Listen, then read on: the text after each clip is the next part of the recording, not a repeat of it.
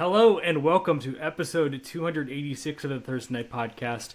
This is Brady, joined as always by David, and Indiana is the national champion in football. There's a sentence that we can now utter. I don't think it would have been on anyone's lips in the last 5 years, even in the last 50 years, even any Indiana fans.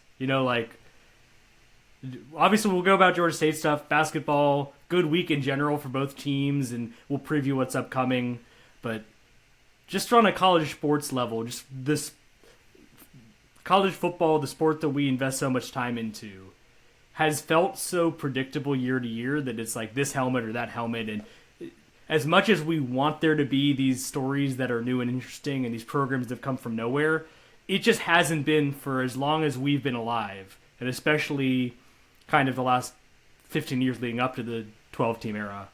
It hasn't been that sport. It hasn't been the thing where the Indianas of the world could have a prayer of winning a national title. But everything is aligned. You get the 12-team playoff. Curt Cignetti comes in and immediately redefines that program. And they beat Miami in Miami Stadium on Monday night. They hoist the trophy. And I can't help but celebrate it just as a fan of the sport, because it is undeniably a huge positive for the sport.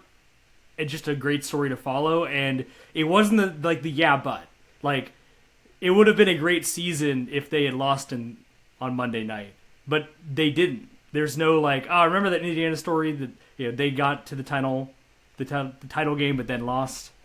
Didn't happen. They finished the script. They got the job done, and Indiana Hoosiers, national champions, obviously has to lead our podcast, even though this is not an Indiana pod. You obviously do, and I can spin zone this into Georgia State, and I'll do that. I'll try. I don't think it'll be good, but I'll try. I do. I'll be the annoying person, and I will give Miami a ton of credit. First of all, that was a hell of a run for them too. Exactly. It would have been a different crazy story, but they really almost did it. They almost did the damn thing.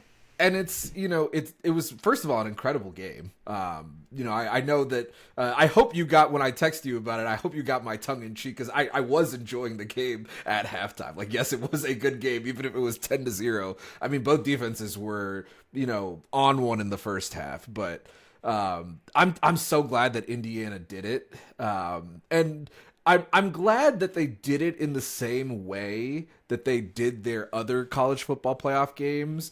They were just playing an even better opponent, so there was no chance for them to blow Miami out. Miami was very scrappy and, found a way to put points on the board. And my very small spin zone take is, do you remember a decade ago when people were like, oh, Georgia State's going to win the national championship game in 2025? Well, obviously that didn't happen. But we can say that it was another small school. Not a small school, but at the time that Reddit post happened, if someone had done it with Indiana, Reddit would have hyped that up too, because it's this is such an unlikely thing that wouldn't happen. I'm all about it, and the journey we have gone on since that point obviously didn't happen for Georgia State, but just speaks to the way that the sport has changed. And I went into it a little bit on the last pod when we were previewing this game of you really can't take any program for granted at this point, especially just because of the money, because of the power conference level. Especially even if it is the Indianas of the world, not all the way down to everyone in the Sun Belt.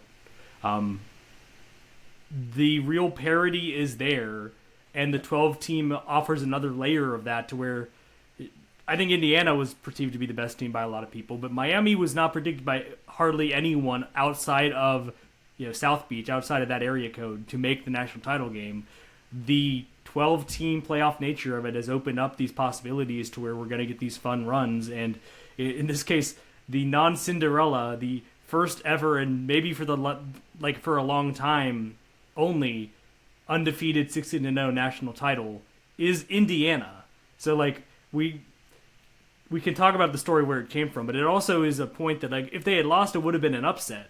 They were a touchdown and 7.5 point favorite in this game. They built it up to that point where it would have been a legitimate upset if Miami, who's been winning national titles going back to the 2001, the heyday in the 80s and 90s, was an underdog to Indiana, who hadn't won a bowl game for the entirety before my entire life. up to this college football playoff run. And they were the favorite. Just and it's the story that keeps on giving. I think the thing that's so, insane to me about this is think back 3 years ago. Georgia State had started that season very, pretty good. And then, Really appreciate the commitment to this bit. You're still... This is not the same bit. Not the same bit. Okay, this is just the missed podcast approach bit. on this landing. He's going to take another chance. He's going to touch and go. Going to try again. They went bowling in 2023. The thing that scares is not the right word, but the thing that impresses me the most about Indiana is they won 3 games in 2023. Like, I think Georgia State has the same amount. No, I just stalled to kind of confirm it. Indiana has 2 losses since the start of the 2024 football season. Georgia State has 4 wins. And that is not a comparison to say that Georgia State should, do that. But it's to say that this came out of nowhere. Like they hired Coach Signetti and then immediately we're just like, okay, yeah, we're a 12-team playoff. Like, that's nothing. We're just going to, go to that. And then the next year it's like, okay, yeah, we're just easily the best team in the country. The way that quote, "I just win, Google me," is going to live on forever and ever. I mean, it could have gone another way if Indiana did not win like he expected, but that man knew he was going to bring winning football to Bloomington, and they had their moment in the college football sun to where even, like, I saw early odds for next year's. We're not a gambling show. Like, I don't care about odds, but Indiana was the 3rd name on the list. And frankly, after the season they just had, like, you could have given the grounds for, like, you should just have them as the favorite until they're not. But, like, into next year, the expectations are still that Indiana is going to be a national title player, and that is the level of just, whatever word you want to describe, greatness, professionalism, that Kurt Signetti immediately brought to Bloomington. And I guess the takeaway you can hope to have, even as Georgia State's heading into year 3 of a coach, is it can just happen sometimes like this. Maybe not to this exact level, but Sean Elliott won 7 games his first year here. But other than that, Georgia State hasn't really experienced that on the football side, where a coach just comes in and immediately establishes that culture they're never going to let go of, because there was the year 2 blip there for Sean Elliott, and it never improved really past that point. It can just happen like that, and I think Georgia State's still waiting to see that happen. And while it may not result in a national title when it does, I feel like those days are probably still ahead of them. But not a totally packed show here. Obviously, we've been covering the football stuff, still waiting on like the official word, official staff placements and roster placements from the school. Just gonna has felt like the next step for me to just kind of continue to finish out the talk on the class. So still gonna wait on that. Haven't gotten any new major names. Obviously the portal is now closed, so there's players that are still in that can commit places, and I figure at this point, for the rules of when you can enroll, if nothing else, probably there's going to be a hold on a lot of that stuff until the summer. So you're still going to get some of these summer commitments around the country, but I think helpful that you're not getting the same where players can leave just for everyone's sake. That's kind of going to be a steady picture. But as we continue to get the word there, we will go back to football. We'll dive in. We'll get everything ready for spring ball, which is amazingly not that far away in the grand scheme of things. But for now, we will settle on our main topic for this week's episode. Talk about basketball, and a lot of basketball. On the men's side, only one game, but an emphatic second half again on the road to win their only game of the week at ULM. And then for the women's team, they split it, but they ended it on the right note, I would say, as they go 1-1 at home this week against Georgia Southern and App State. But with the men, 77-57 win at ULM last Saturday afternoon in a game that ULM actually led at halftime, and it was even as it was in the balance, and it wasn't like they were up by 1, so I wasn't thinking like, oh, they're going to lose this game, but it did feel like have the air of a game they might steal in the second half and win by whatever many points, and it's like still feels like a underperformance relative to the season ULM's had. Just kind of, I don't know if we were given as much respect as we could, but you look at just the numbers, and we kind of saw it in the second half. Like, it's not a very good ULM team. Like, that is what Georgia State was heading towards at the beginning of the year, and they have righted the ship from being nearly that bad. But they turned it on in the second half. after ULM scores 39 points in the first half, they only had 18 in the second half. They had a stretch where I believe they made 2 of 20 shots from the floor. Both teams ended up closing pretty... if you're looking at the YouTube here, obviously both teams finished 1 of 8 shooting. Georgia State kind of hit a lull, didn't score that much down the stretch, but they go on a 26-0 run right near the beginning of the second half that completely flips the game, and then it just goes to like, oh, this game's just not competitive anymore. Just in a flash. Micah Tucker, outstanding shooting game, 7 of 9, 6 of 8 from 3. Malachi Brown, another outstanding shooting game, 7 of 14 from the floor, 6 of 10 from 3. And Jelani Hamilton, like in the first half, wasn't great, and then you look up at the end of the game, and he was, if the game was closer and he didn't get out of the game pretty early, was flirting with a triple-double. He finishes 17 points, 9 rebounds, 8 assists, and 5 steals as well. So it's kind of hard to diagnose this as like, this isn't the type of performance we've seen them that often. Just basically been the Coastal Carolina second half and this second half, but ultimately settled in a game that kind of played out the way you needed it to. And it's a comfortable win, especially on the road. You certainly cannot take that for granted. You can't. And, I'm going to say Georgia State has some juice right now. They absolutely do. If you look at where they've been since the Jacksonville State game, they are 6 of their last 9. 6-3 in their last 9 games. And that includes a 4-point loss to Marshall on the road. And then that 2-point loss to App State at home. So, I mean, they've been in every game. They've been in every game outside of the Georgia Southern game. And if you look at the Sun Belt standings, they are they're still right there in the middle of that, murky standing position. They're 4-3, and I mean, they're playing so much better in conference play. And I kind of don't really care who their opponent is, just because given where Georgia State was at the beginning of this year, even against teams that we think they should not be as bad as they were, Georgia State struggled against them, and they're finding it right now. They're getting contributions from a ton of guys, and sometimes it is Jelani Hamilton, sometimes it is Micah Tucker, sometimes it is Malachi Brown. It's just a different guy stepping up, it seems, every night when it comes to them actually being able to score. So, and it's not perfect. It's not always pretty. You definitely don't want to give up 39 points to a team like ULM right now in a half, but then you look at the second half where they couldn't hit anything, and it's like, okay, something's clearly changed, So Georgia State is definitely starting to get back into the, okay, this might be the Panthers we remember type of deal. Not from like 2015, but just not a 1-9 absolute bottom of the Sun Belt type team. Yeah, I mean, I got to check what their lowest they ever got on Ken Palm's efficiency ratings, but they were flirting with like bottom 15 of the sport. I believe it bottomed out, they were at 344 on Ken Palm heading into that App State game on December 20th. And in almost exactly a month, they are now at 277. So they're the better part of, 70 places higher already just in these games. And I think this one obviously did a big number for those. I'm careful to take too much away from some, like, they are now the best defense in the Sun Belt. If you look at effective field goal percentage and just 2-point field goal percentage, they are now allowing opponents in the Sun Belt games, the 7 they played, to shoot 44%. That is, they held ULM shot 4 of 27 in the second half of this one. That skewed the numbers a little bit. So I'm waiting a little bit because we thought this might be a good defensive team, and then there were some real indications it wouldn't be that good of a defensive team.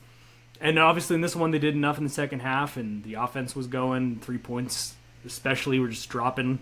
I still can't really figure out that side of the ball. They're zoning a lot, and it's kind of working, but I can't really figure out the rhyme or reason of like when they go to zone and why they do it. And frankly, in this one, I didn't know if you wanted to go zone that much because ULM's pretty good 3-point shooting team, but it worked out for the best in the end.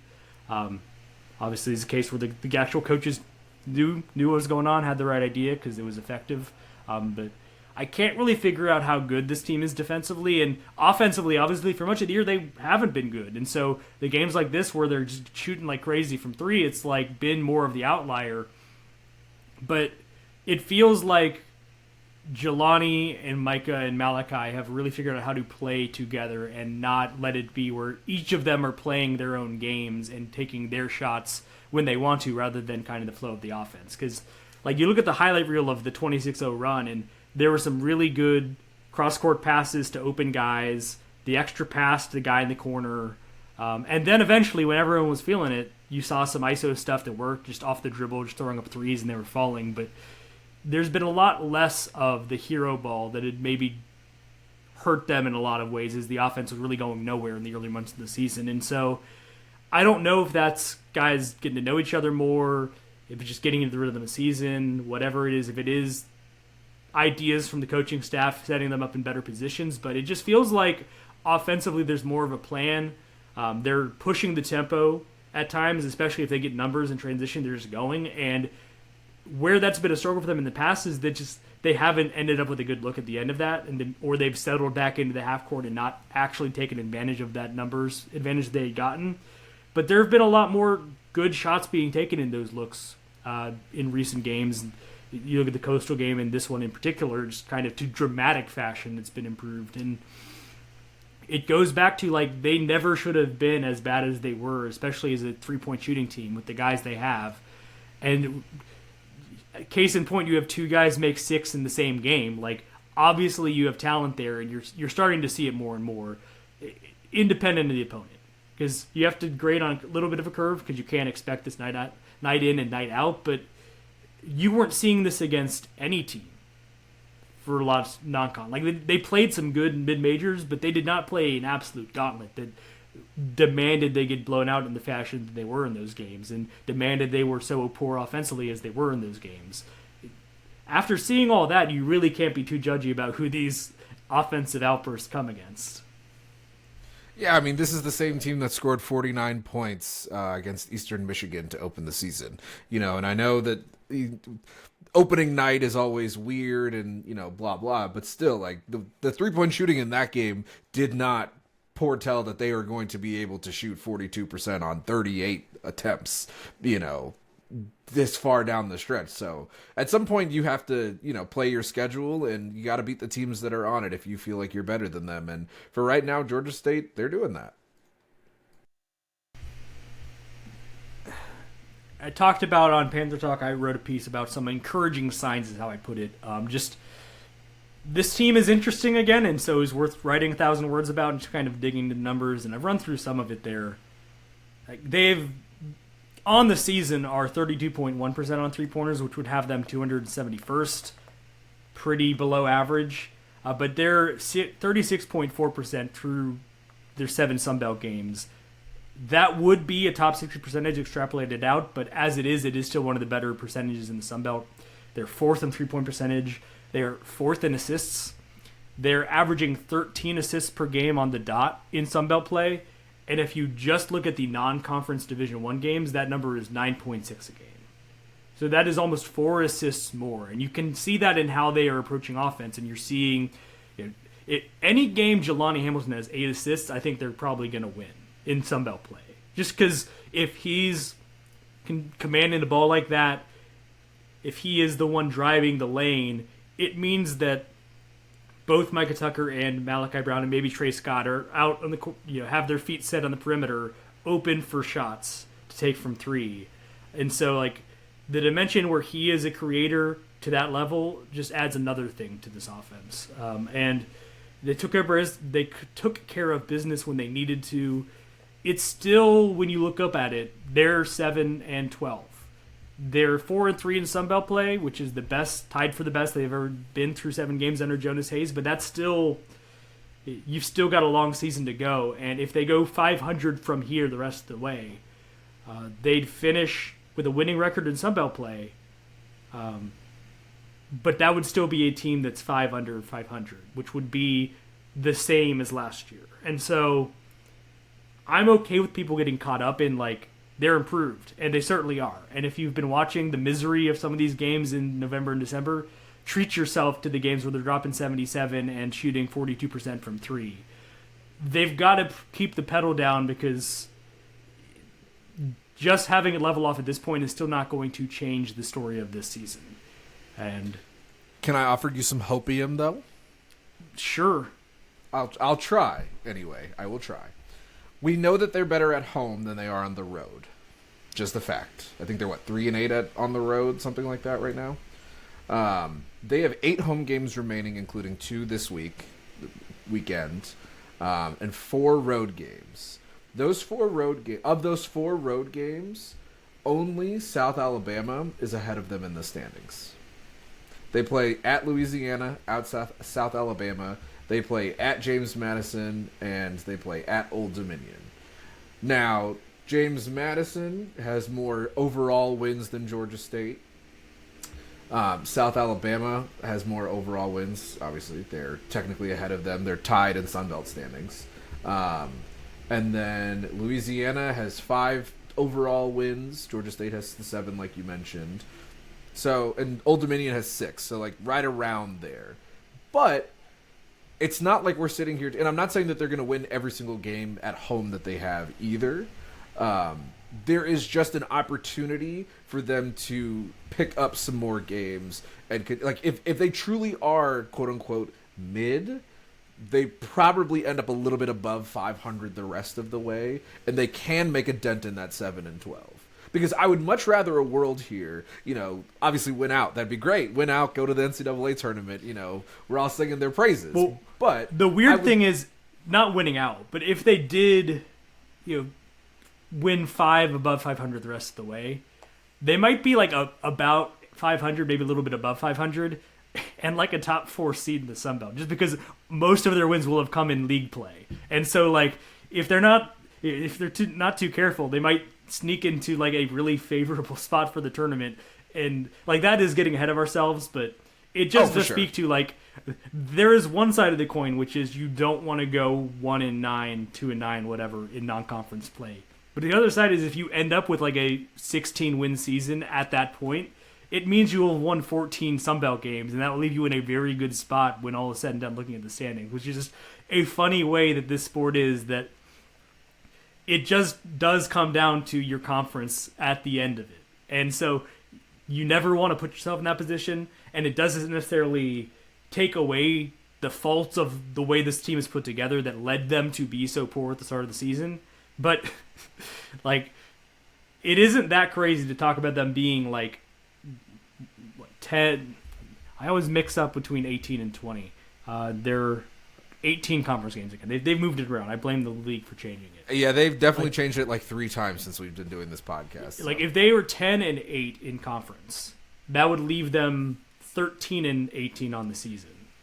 And they might be a 10-8 team who's 5 games under 500, who is a 5 seed in the tournament and gets multiple buys. So and that isn't that crazy to say. They could go 7 wins the rest of the way in league play. Like you say, there's no one that really jumps out that they can't beat. Maybe Troy at home, because Troy seems like a good team, but there's been a great middling of this league in basketball. There's a lot of teams in the similar spots in the metrics and in the Ken Pom and in the net and in the standings.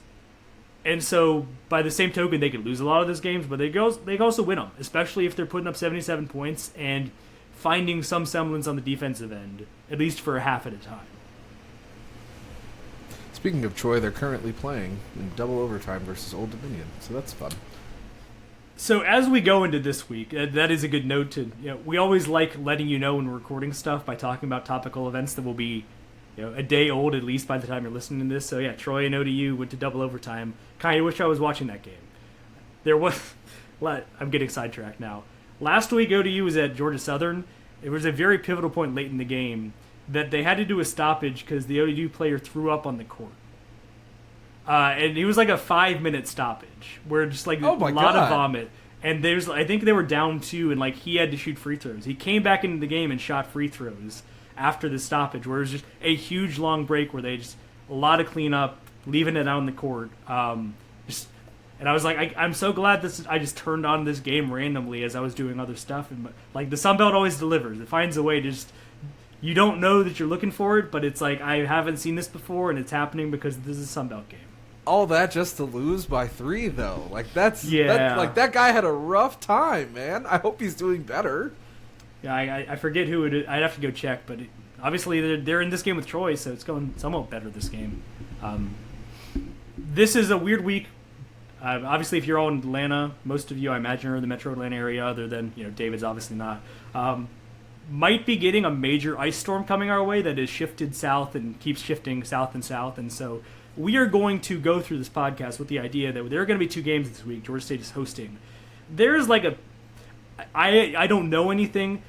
Just looking at everything right now as I see it, there's a chance the game on Saturday doesn't happen as scheduled.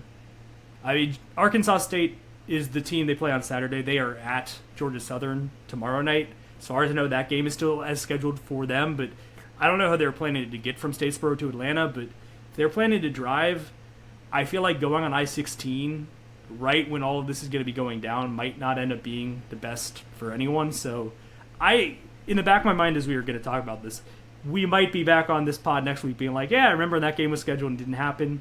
It might be for the best just because of how this is going. And if you are in Atlanta, take precautions you need to at this point.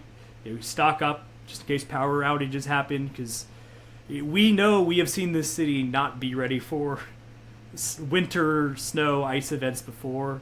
And so don't be in a spot where you're stranded, where you're without the basic necessities. And no one is going to mock you if you do not go to this game on Saturday, if it is scheduled. And Georgia State doesn't have as many people there in attendance, because everyone will understand what's going on there. Do whatever you need to be safe. I was planning on going to the game on Saturday. Do not intend to as we speak right now, probably shifting to just not adding that extra travel, not risking getting stuck on the interstate or anything like that, just on how crazy it gets. If this is one of those things where the weather changes again and everything is fine, might be there anyway, because I'd like to go to my first full set of homestand games for Sun Belt season, which I have not been able to do so far. But long way of saying we're gonna act, and if you're listening to this, probably still will be the case on Thursday. The 2 games happening this week for Georgia State: they host Southern Miss Thursday night.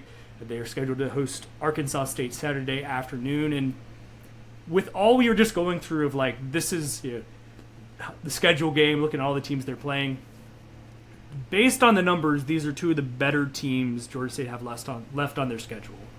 Southern Miss is like the 220s-ish in net and KenPom, so that would be like the second best win of all the teams they've played so far this season, just based on those metrics. And Arkansas State would be far and away the best. They are, as we record this podcast, they are 12-7. They've lost 2, so they started out 12-5. They are up at 157 in KenPom, and I believe their net ranking is even better than that is. So for all we have said about this is who they've played, they haven't beaten a top 200 team but one time in Marshall. This is a week where if you're able to sweep this one, it would feel like a real serious statement of intent of like, this has been a progression that is leading somewhere. At that point, if you're getting 2, that'd be 8 wins in 11. I don't believe there has been any winning streak like that under Jonas Hayes. I mean, the last one that was like that was the run they went on to make the tournament in Ralph Lanier's last year. And it'd be against 2 programs that they're both on losing streaks right now, but have been near the top of the league since Sun Belt play started. So this is your chance to really turn some heads and not just have people look at the record and be like, yeah, but who are they played, and 7 and 12. If you can get through this week and find a way at home to win 2 games, this is where you're really going to start to get people's attention, I think. And at that point, you could talk yourself into, this is a 6-3 Sun Belt team right now. I don't know where that would leave them based on other games, but probably in a pretty good spot halfway through the conference slate at 6-3. At worst, it would leave them like 2nd or 3rd, depending on how this Troy game ends. That was happening when we were talking, and just what Georgia Southern does. The one thing that I will say is Southern Miss kind of has that Georgia State problem. Really good at home. They've struggled on the road, and they're 2 of their 3 road wins are the Louisiana schools, which, not necessarily shining that state in basketball glory right now for the Sun Belt teams. And then Arkansas State, not nearly as bad on the road. They're 5-6 on the road. But at the same time, though, they are entering this Thursday game with Georgia Southern on a 2-game losing streak. They split the series with Troy. They played at South Alabama their first of 2 times and lost. They played Texas State only once, I believe. No, twice. They beat Texas State in San Marcos, and then they beat them. They swept the series. So there's definitely an opportunity here for Georgia State. Like you said, that Arkansas State game is going to obviously be the tougher game. But there's a chance, I mean, I'm not going to say that a split would mean that, yes, this is a serious team. But a split does still kind of further prove that progression that we are currently seeing. And I think a split would be wonderful, honestly. Sure, yeah, I don't mean, the expectation for me is not a sweep, but just laying out what that would entail. If you're able to beat Arkansas State, it would lead me into, they are in the any given night category of they can beat anyone in this league, even the teams at the top, which I have not been sold on just because of how low it had been. And that they haven't really beaten any of those teams, except Marshall, you could probably loop in there near the top of the league. It still felt like maybe they're able to beat most of the teams in the league. They can beat Arkansas State here, even at home, which gives them a better odds, no matter who you are. It would certainly be telling. And the other part of it is that Arkansas State is a incredibly tempo-oriented team. They're number 11 in both adjusted tempo and average possession length, the 11th shortest in college basketball per KenPom. So this is a team that is going at an even faster clip than what Kennesaw State was doing and what Georgia Southern likes to run. And I should also say, during that Kennesaw episode, the preview for that game, I was talking about it in terms of I don't think they can hang with them. In recent weeks, we've seen that they can kind of run some tempo. So I don't rule them out just yet on those grounds alone, whereas heading into the Kennesaw game, I really didn't see any path to them just keeping up. They've been looking at pushing the tempo when they've got the numbers recently, and it's been working out in their favor more. And so I can't say anymore that they couldn't win in a game that's back and forth. They've put up 80 multiple times in Sun Belt play. So they might be capable of that now, and it's going to come down to you can't have you need the second half to save you like you did at Coastal and at ULM.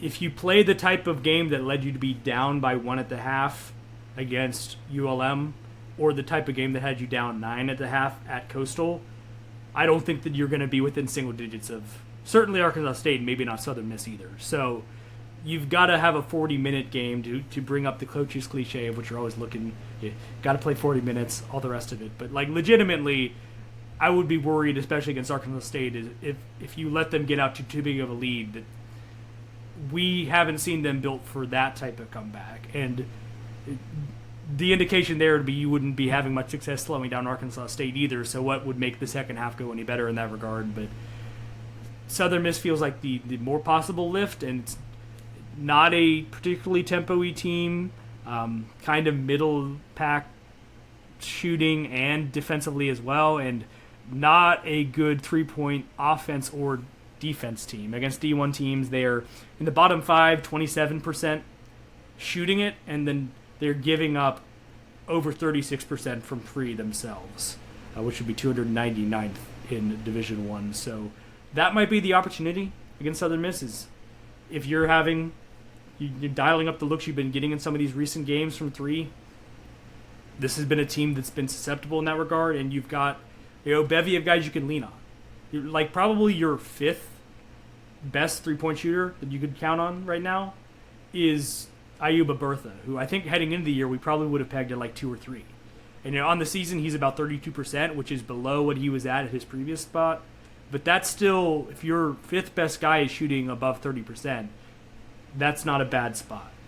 And so you look to see what the trio of Malachi, Brown, Jelani Hamilton, and Micah Tucker can do, see if you can get a good Trey Scott game, and then just get what you can with Eno's work rate, and with Joe Chappelle. He came back in the last game. Maybe he can offer you some more.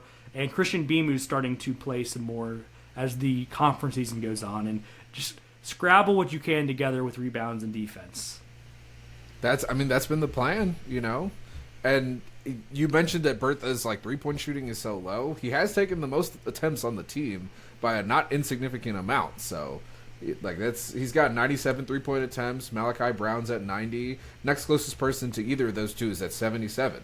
That's Micah Tucker. So, the volume, as we've said all year, has certainly been there. So, 32 is low, but when you do the math on the volume, it's probably about where we'd want him to be. And it's not low, like do not shoot the basketball bad. It's just like you want it to be in the mid-30s more than the low 30s. But exactly. You can work with that. And I think the other part of it, just if you look at the ratio of who is taking the threes in league play, the people taking the jump shots have been who should. Ja'Kai Newton is taking less of them.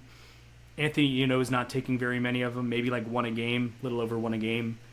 And it has been the guys that we just went through that are the ones taking those shots. I think there were times in the early part of the year where no one was really doing much offensively, and so it was kind of like you were trying to find it from everywhere, and now it's kind of you've been able to hone it in and be like, all right, you don't take those shots anymore. Leave it up to these other guys. And it's been working in some of these games. So opportunity, hopefully we get 2 games. I think for every reason and more, especially that it would mean that Atlanta does not get like a nightmare ice scenario. Want both of these games to happen, but is Ja'Kai healthy, by the way? He didn't play. We never get the straightest of answers, but okay. I would imagine if we were. I haven't gotten to speak to him. Hopefully, we'll do that after Thursday. And certainly something to mention if he does not play in that game either. But I'm sure if it is an injury thing, they'll be monitoring it, and he's day to day, and we'll move on from there. Yeah, no. Sorry to put you on the spot. I should have put that in the program. Basketball is weird because we don't really do road availabilities all that often when there's not a in-person element, and we don't do like the midweek weekly press conferences with basketball either. So sometimes it can go a long way before getting kind of concrete word on these things, and that's the case here. Honestly, it was on the last thing on my mind that he didn't play against ULM.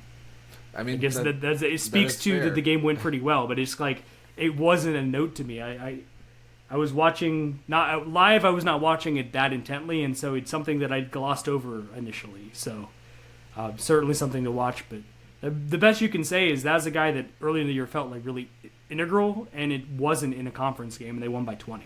So there's your spin there.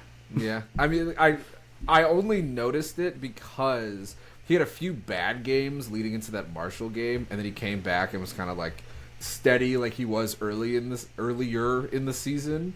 So that was like one of the first few things that I noticed from the box score. But just curious to see if there's anything up there, because I also know that like his minutes have gone down significantly as like some guys have had their rotation spots. I think Micah Tucker has taken away a lot of people's. He was taking Malachi's minutes there for a while, and now it's just like they're playing together, and so it's. Yeah.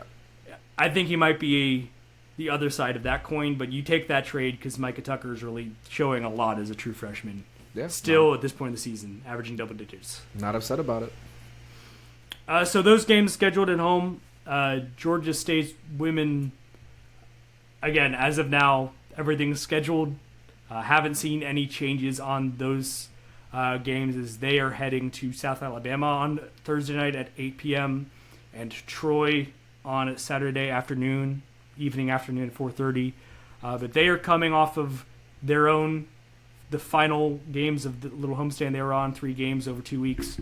They lost 66-55 to Georgia Southern to kind of lose that season series in a sweep. Lose the home game after losing in Statesboro to start league play, and then they got it back. Got something and more against App State as they just kind of poured it on that second half. Ended up winning a game they had been trailing at halftime by 22 points. They win 79-57, and so that leaves the women heading into this week 8-11, 3-4 in league play. Unfortunately, I don't want to be a negative about it, but you've been waiting to see not only them get back and winning games again, but the indication they can I know what I was talking about with Arkansas State, that you can almost believe that the men's team can beat the top of the league right now.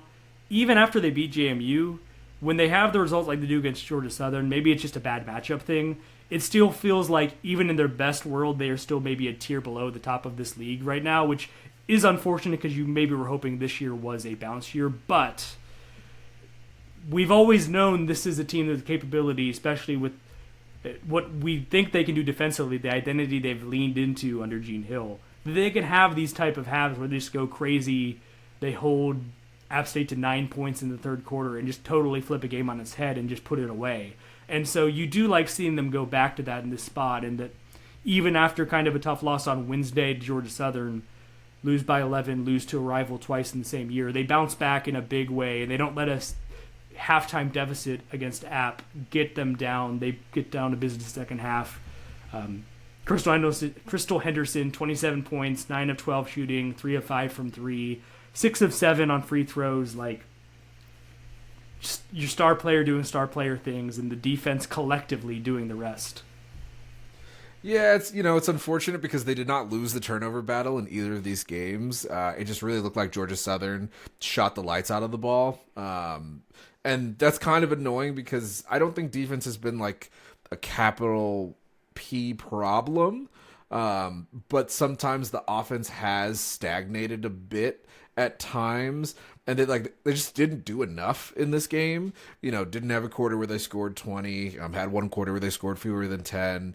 And I'm not even upset that allowing 66 points. That's it's a solid day at the office. But when you're not able to get to 60 yourself, it's pretty hard to win college basketball games that way, which is frustrating because I think you're right. Like, coming into the year, we thought that this team was kind of primed to take a step forward. Maybe not be, some of those like Troy or UT Austin when they were in the Sun Belt type, women's teams, just the actual like, okay, this could be like a 14 seed if, the NCAA actually liked mid-majors. Like Arkansas State made a run last year and made the tournament. The 16 seed played UConn.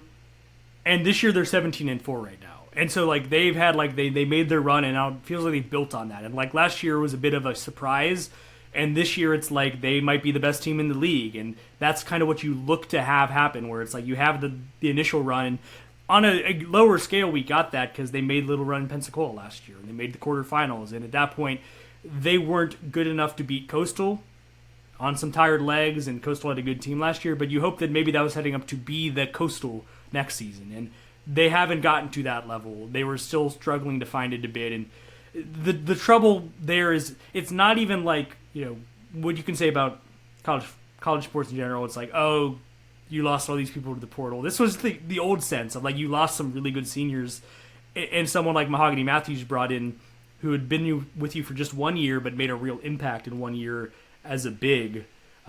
You just had people graduate. And so this was like the old way of, right when you had Crystal Henderson at the right time, everyone else that was contributing, like the main core of that team graduated, and this group just needed a bit of time to find themselves, and you weren't able to capitalize in the way you're maybe hoping for. But they're still putting themselves in position to, at worst, be where they were last year, and we saw what they did last year, and they were able to go on the run. So if this is still a team that, if Saturday's results pointing in the right direction, where they're still trending up, getting these wins where they need to, staying in the middle of the picture there, 3-4 league play with a chance here this week.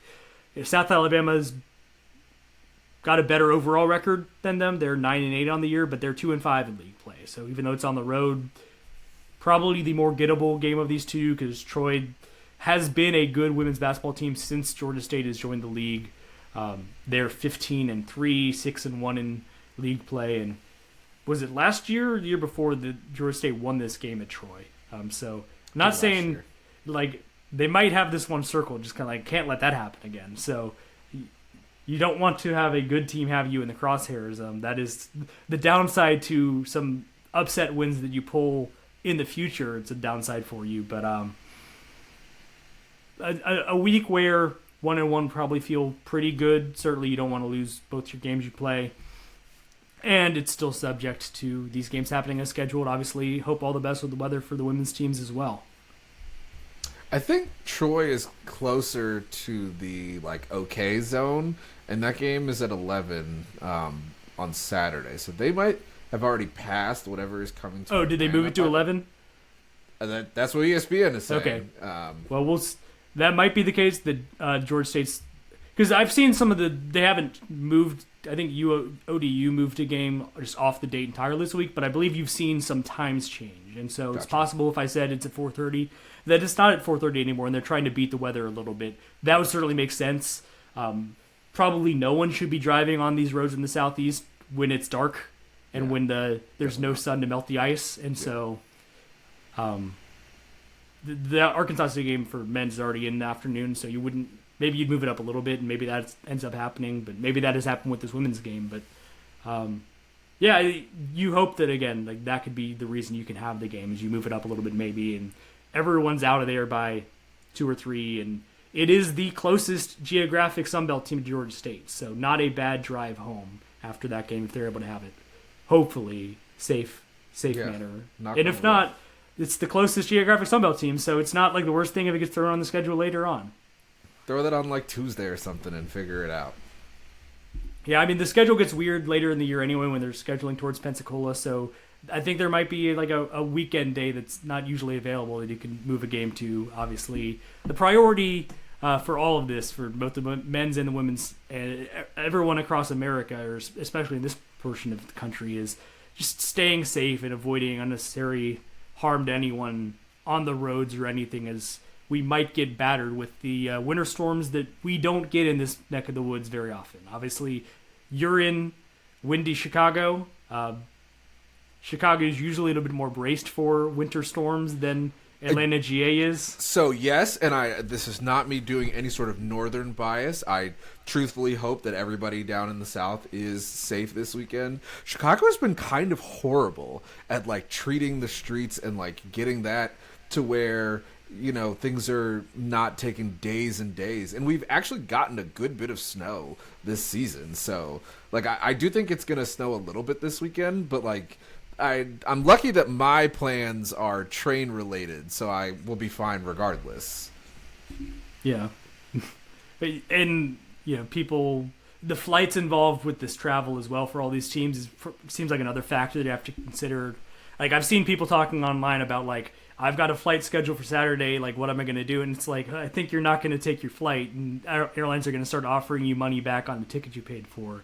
But unfortunate when these things happen, and obviously if there's no disruption, aside from the risk, if everyone is okay, just hope everyone's not too disrupted, power doesn't go out for too long for people. And obviously on our side of things, recording a podcast, probably should put the disclaimer that if this is as bad as people are feared, might affect our recording schedule for next week, just because maybe I don't have power back. I hope that's not the case, but we ahead of time can at least plan for that eventuality. And so interesting games for both the men's and the women's basketball programs. Obviously, we're waiting to hear more on the football side, kind of put a pin in the portal stuff. We won't glaze Indiana anymore. We'll put a moratorium on that, but glad we hit that at the beginning of the episode just to kind of put a bow on the college football season, and that it was a fun national champion with a real story that even Georgia State fans with the season they had can aspire to, just kind of what the heights of that were.